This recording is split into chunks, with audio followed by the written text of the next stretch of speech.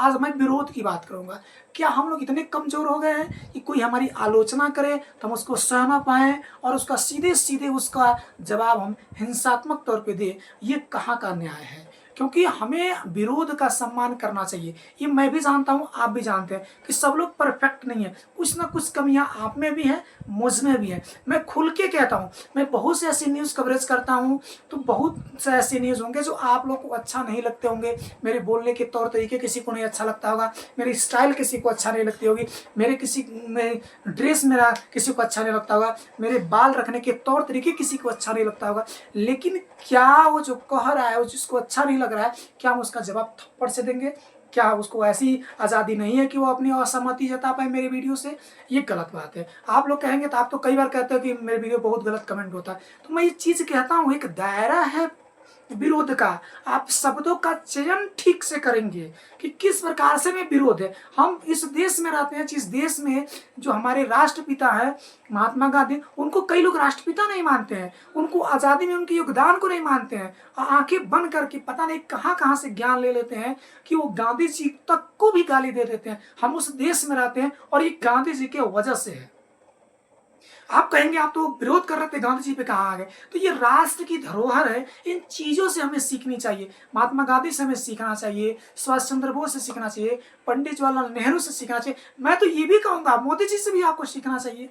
मैं कहाँ कह रहा हूँ कि मोदी से भी नहीं सीखना चाहिए, योगी जी से नहीं सीखना चाहिए, राहुल गांधी से नहीं सीखना। अब ऐसा हो गया कि आप मोदी से सीखेंगे, राहुल गांधी से नहीं सीखेंगे, क्योंकि राहुल गांधी कांग्रेस के हैं, मोदी जी भाजपा के हैं, अरविंद केजरीवाल कहाँ के, आम आदमी पार्टी के, अखिलेश तो समाजवादी पार्टी के। हम उनसे क्यों सीखेंगे? हम इतना ज्यादा जहर पैदा कर लिए हैं अपने अंदर कि हम एक दूसरे का सम्मान करना ही भूल गए। विरोध करना हम उसको क्या मानते हैं, वो हमारे यहाँ क्या कर रहा है, हमको जैसे गाली दे रहा है, इस तरीके से लगता है।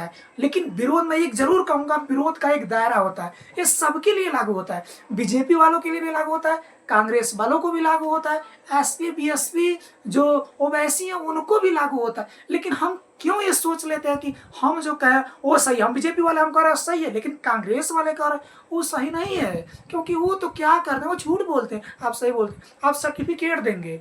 बहुत से ऐसे मैं टीवी चैनल पर डिबेट करते हुए, लोगों से बात करते हुए कहते अरे ये बीजेपी वाले कह रहे तो ये राष्ट्रवाद है। ये कहाँ का राष्ट्रवाद है? केवल आप ही राष्ट्रवाद है? केवल हिंदू मुस्लिम कहा कि राष्ट्रवाद आएगा? हिंदू भी क्या है, राष्ट्रवादी है, मुस्लिम भी राष्ट्रवादी है, सिख भी, ईसाई भी, जितने भारत में लोग रहते हैं, भारत के मानते हैं, भारत में उनकी श्रद्धा है, प्रेम है, तो भारतवासी हैं। वह क्या है, वह राष्ट्र विरोधी ताकत नहीं है। बहुत ऐसे नेताओं को बयान देखते हैं, वोट पाना है ना, कहते हैं अरे ये इनका तो तार पाकिस्तान से जुड़ा हुआ है। अगर किसी आज के समय में अगर बीजेपी के कार्यकर्ता कहें, कोई मंत्री कहे, सांसद विधायक है, अरे इसका तो पाकिस्तान से तार जुटा हुआ, तुम क्या कर रहे हो भाई? तुम्हारी सरकार है, क्यों ना उसको जेल में डलवा दे रहे, क्यों ना उस पर फांसी पे चढ़ा दे रहे हो? लेकिन ये बातें अलग है और ये नेता लोग कहेंगे, इसमें भी कोई डाउट नहीं है। लेकिन हम पब्लिक क्या सोचते हैं, हम क्या समझते हैं, हम उस पर रिएक्ट कैसे करते हैं, ये हमें जरूर सोचना चाहिए। मैं बार बार इस चीज़ का जिक्र कहूँगा।